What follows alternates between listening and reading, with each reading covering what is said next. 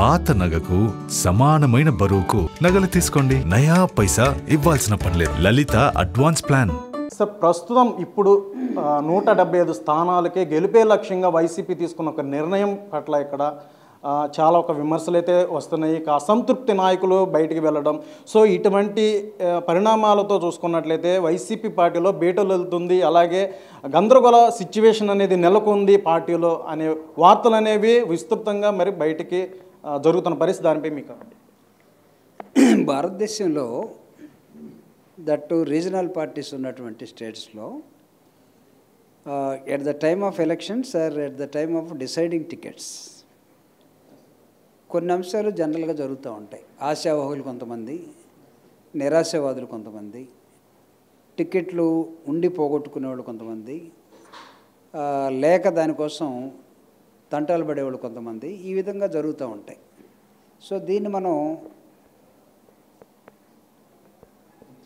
దీన్ని మనం భూతద్దంలో చూడాల్సినటువంటి అవసరం లేదు. ఎందుకంటే YSR Congress party 175 out of 175 ఒక నిర్ణయం తీసుకున్న తర్వాత ఆ నిర్ణయాన్ని కూడా అవహేళన చేసినటువంటి తెలుగుదేశం పార్టీ కానీ, జనసేన కానీ, మిగతా వాళ్ళందరూ కూడా వాళ్ళు ఎందుకు ఆ డెసిషన్ తీసుకోలేకపోయారు, వాళ్ళు ఎందుకు నిర్దిష్టంగా దాన్ని ఆ గోల్ సెట్ చేసుకోలేకపోయారు, అంత వీక్గా వాళ్ళు ఉన్నారా, లేకపోతే చేత కావట్లేదా?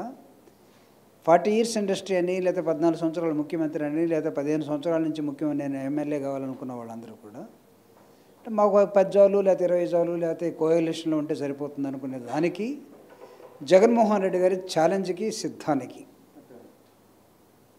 చాలా డిఫరెన్స్ ఉంది. అంటే ఇక్కడ నేను వైఎస్ఆర్ కాంగ్రెస్ పార్టీ అధినాయకుడిని ఎలా చెప్తానంటే, a dedicated politician has decided to occupy entire assembly seats. అంటే నిజంగా సర్వీస్ చేయడానికి వచ్చినటువంటి ఒక నాయకుడు ఈ అసెంబ్లీ మొత్తం కూడా నా వాళ్ళే, నా పార్టీ వాళ్ళే ఉండాలని కోరుకుంటున్నాడు. దాని అర్థం ఏంటంటే I'm strong, my policies are strong, people are very very happy with my administration అనేది ఆయన ఒక అభిప్రాయం.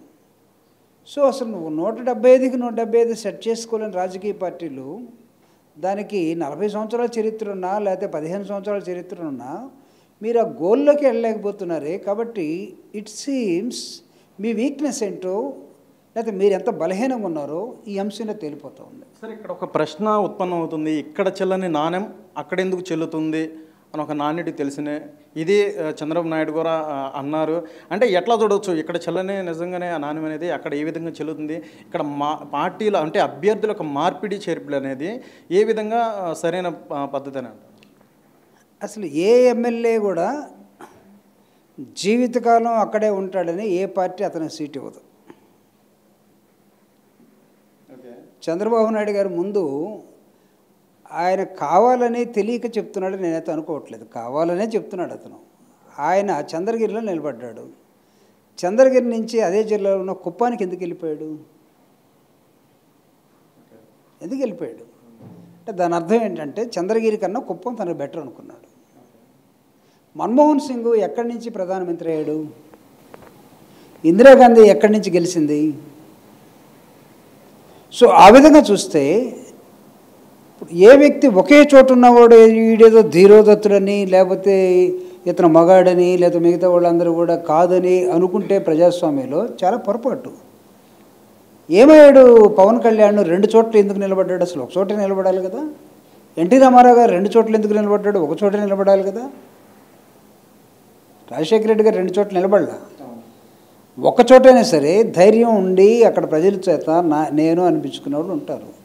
అంటే వైఎస్ఆర్ కాంగ్రెస్ పార్టీ తన పార్టీలో ఉన్నటువంటి వ్యక్తుల్ని ఇక్కడి నుంచి ఇంకో చోటకి మార్చి అక్కడి నుంచి ఇంకో చోట షిఫ్ట్ చేసుకుంటే totally that is their property.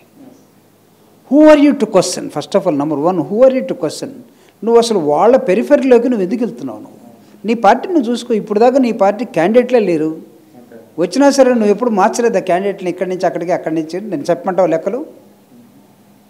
Chandrababu Naidu గారికి అతను పార్టీలో ఉన్నటువంటి వాళ్ళందరినీ ఎక్కడెక్కడి నుంచి మార్చాడు, ఎవరెవరికి దొంగదారులు తీసుకొచ్చాడు చెప్పమంటారా?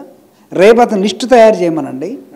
లిస్టు తయారు చేసిన తర్వాత జీవితకాలం ఇక్కడే ఉన్న వాళ్ళందరినీ అక్కడే పెడుతున్నాను చెప్పమానండి, ఆయనతో సహా, వాళ్ళ కొడుకుతో సహా. ఇప్పుడు మేము మంగళగిరి మీటింగ్కి వెళ్తున్నాను, నేను ఇప్పుడు బస్ యాత్ర సాధికార యాత్ర జరగబోతూ ఉంది. నా బహిరంగ సభను వీలైతే మీరు కవర్ చేసుకోండి.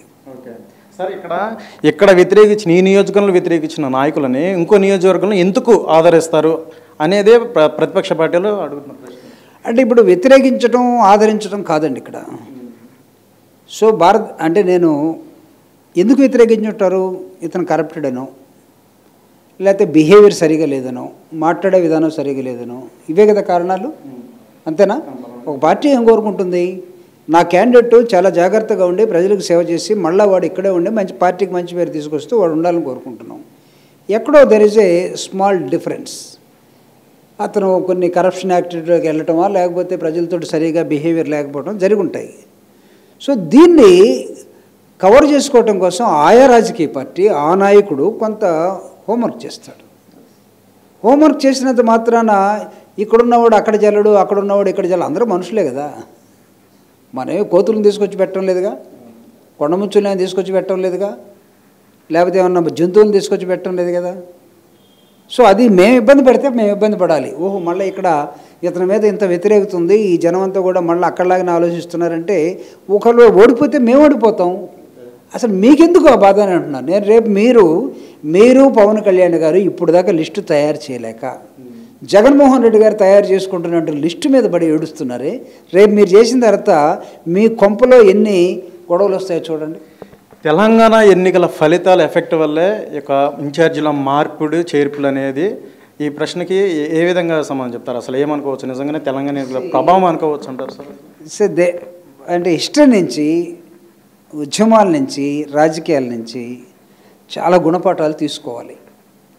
గుణపాఠాలు తీసుకోకుండా మనం గుడ్డిగా పోతున్నామంటే మన రాజకీయాలని సరిగా పరిశీలించినట్టు. సో తెలంగాణలో ఫీల్ అవుతూ ఉన్నారు. కేటీఆర్ మాట్లాడాడు, మా నాన్న మేము చెప్పినట్టు నుండి ఒక 40 మందిని మార్చుంటే మేము గెలిచి ఉండేవాళ్ళం అని అన్నాడు. కేసీఆర్ ఏమన్నాడు, మీకు తెలియదులే మీరు పిల్లలు ఇట్లానే ఉంటుందన్నారు. కానీ వాళ్ళకి బ్యాడ్ లెసన్ వచ్చేసింది. సో మేము దాన్ని ఎలా తీసుకోవాలి? వైఎస్ఆర్ కాంగ్రెస్ పార్టీ అధినాయకుడు జగన్మోహన్ రెడ్డి గారు కొంతమందిని మనం మార్చాల్సిన అవసరం ఉంది అని అనుకున్నాడు. ఇప్పుడు బీహార్లో నితీష్ కుమార్ 9వసారి 5 సంవత్సరాల్లో 3 సార్లు ప్రమాణ స్వీకారం చేశాడు. ఫుట్బాల్ ఆడుతున్నాడు పాలిటిక్స్ని. కొంతకాలం గఠబంధన్ అని చెప్పేసి కాంగ్రెస్ తోటి, సిపిఐ తోటి, సిపిఎం తోటి, కొంతకాలం వీళ్ళందరినీ ఎత్తేసి మళ్ళీ బీజేపీ తోటి ఫుట్బాల్ ఆడుతూ ఉన్నాడు. దాన్ని ఏమంటాం మనం? అదే నితీష్ కుమార్కి రాజకీయాలు తెలియదు అందామా? నితీష్ కుమారు అసలు ఇలాంటి వ్యక్తి రాజకీయాల్లో ఉండకూడదనే ప్రజలు ఏమైనా కోరుకుంటున్నారా? ఒక పార్టీ ఒక ఎక్సర్సైజ్ చేస్తూ ఉంది. చేతనైతే మీరు మార్చుకుంటే మీరు మార్చుకోండి. నేను అడుగుతున్నా, పవన్ కళ్యాణ్ ఒకే ఒక చోట నుంచి ఎందుకు పోటీ చేయకుండా గాజువాక నుంచి భీమవరం నుంచి 2 చోట్ల ఏం చేశాడు? You would like to test is luck, అంతేనా? ఒకళ్ళు భీమవరం కాకపోతే అక్కడ వాళ్ళ అన్నకి లక్ వచ్చింది, కానీ ఒక చోటు కాకపోతే ఒక చోట అని ఇతనికి రాలే పాపం. అందుకే ఇప్పుడు మళ్ళీ ఏం చేస్తున్నాడు, రేపు కూడా చంద్రబాబు నాయుడు 2 అడుగుతాడేమో. చంద్రబాబు నాయుడు 2 అడిగితే లోకేష్ కూడా 2 అడుగుతాడేమో. ఏది మందలగిరి ఒకటనో ఇంకోటి ఏదన్నా. అట్లా చంద్రబాబు నాయుడు కూడా 2 చూసుకుంటాడేమో. సో కాబట్టి వాళ్ళ పెరిఫెరీలోకి వెళ్ళి మనం ఇచ్చేసే కన్నా YSR Congress party టుకే decision wherein చాలా పర్ఫెక్ట్గా 175కి 175 గెలవటం కోసం ఏ విధంగా సమూహాలని ఎడ్యుకేట్ చేసుకోవాలి, నాయకులుగా పెట్టేటువంటి వాడు ఎలా ఉండాలి, ఇక్కడ నువ్వు చేసిన తప్పులన్నీ కూడా పొరపాటును కూడా అక్కడ చేసావంటే ఇబ్బంది పడతావు అని వాడికి వార్నింగ్ ఇచ్చి తీసుకెళ్ళి ముందు పెడతా ఉన్నారు. అంటే సార్ ఇక్కడ రాష్ట్రాల మధ్య రాజకీయ పరిణామాలు అనేవి మారుతూ వస్తాయి. అలా భౌగోళిక పరిస్థితులు, ఆర్థిక పరిస్థితులు, జీవన శైలి కూడా మారుతూ ఉన్న నేపథ్యంలో ఇంకా రాజకీయాలు కూడా కొంచెం తేడా ఉంటుంది కదా సార్. అది ఆ విధంగా చూసుకున్నట్లయితే తెలంగాణ ఎఫెక్ట్ అనేది ఆంధ్రాలో కూడా పడుతుంది కాబట్టి ఇన్ఛార్జీల మార్పిడి అనే దానికి మీరు ఎస్ అంటారు. ఇక్కడ కర్ణాటక ఎఫెక్ట్ అనేది తెలంగాణలో పడదు అంటూ కూడా బీఆర్ఎస్ నాయకులు అందరూ చెప్పిన, కేసీఆర్ కూడా చెప్పిన సందర్భం. కానీ అక్కడ వాస్తవానికి అక్కడ ఎఫెక్ట్ అనేది పడింది. కానీ ఇక్కడ కూడా మరి ఏ విధంగా చూడవచ్చు అనొచ్చు, అక్కడ పడే అవకాశం ఉంది కాబట్టి ఇక్కడ కూడా మేము మార్చుకున్నాం, జాగ్రత్త పడుతున్నాం అనుకోవచ్చు దీనికి? అంటే Telangana effect, Delhi effect, Punjab effect, లేకపోతే బీహార్ ఎఫెక్ట్ మాత్రమే కాదు, ఉత్తరాంధ్ర ఎఫెక్టు రాయలసీమలో పడవచ్చు, రాయలసీమ ఎఫెక్టు కోస్టల్లో కూడా పడవచ్చు, కోస్టల్లో ఉన్నటువంటి రాజధాని ఎఫెక్ట్ ఇంకో చోట పడవచ్చు. ఎఫెక్ట్ లేకుండా ఉండదు. It's a chain. Chain link ఇది లింక్ ఉంటుంది. ఖచ్చితంగా. పేపర్లు చదువుతున్నాం కదా, మనం వార్తలు చూస్తున్నాం కదా, ముఖ్యమంత్రి పలానా ముఖ్యమంత్రి ఎలా చేస్తున్నాడు, పలానా ముఖ్యమంత్రి ఎలా చేస్తున్నాడు, డిస్కషన్ జరుగుతున్నాయి కదా. వెన్ జగన్మోహన్ రెడ్డి గారు దాదాపు 2,50,000 కోట్ల రూపాయలని రాష్ట్రంలో పంచినప్పుడు మీకేమైంది, మీరు ఎందుకు పంచలేకపోయారని తెలంగాణలో అడిగారు కదా, కర్ణాటకలో అడిగారు కదా. బీజేపీ ఎందుకు పోయింది కర్ణాటకలో?